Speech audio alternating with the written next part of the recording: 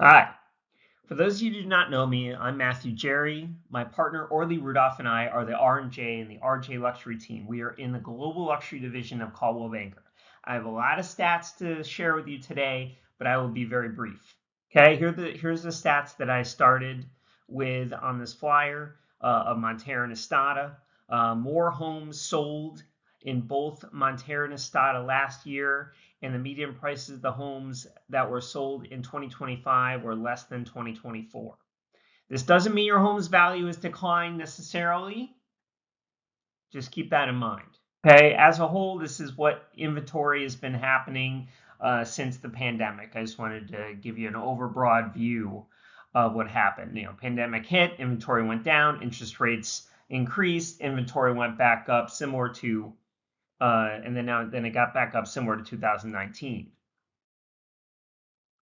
Right now, it fluctuated, and currently it's trending back upward, especially due to what's going on in current events, which is unfortunate. Because interest rates are we're below 6%. Now they're holding steady at about 6%, which is still the lowest that the rates have been since 2022, and down a full percentage point from 2024, which means the buyers have more purchasing power, which means they can pay more for your home. Okay, this is a graph of homes that have sold in Broward and Cooper City in the last 2 years, and they are way down in comparison to the last few years. We can contribute that maybe that there are less homes to purchase. Personally, I don't think demand is down. I have other reasons why homes are not selling as much. But in order for you to hear that, please contact me directly to discuss. Okay, I annualized the sales here.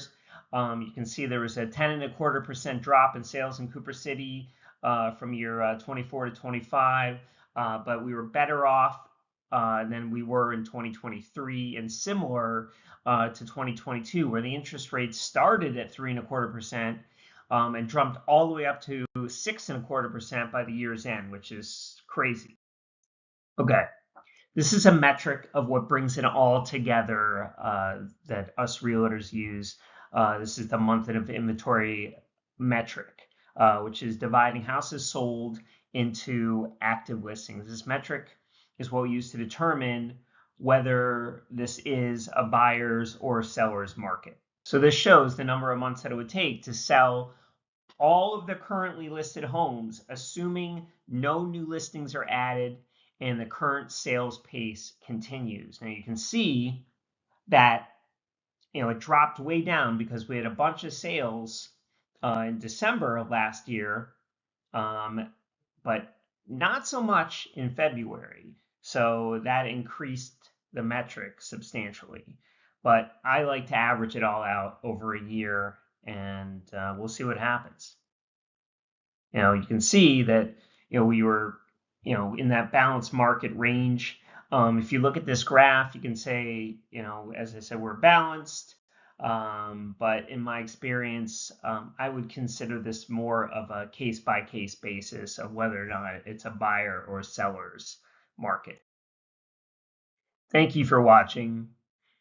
If you or a friend or a family member is in need of an experienced realtor who believes in truth, justice, and the American way, please give me a call. Thank you again.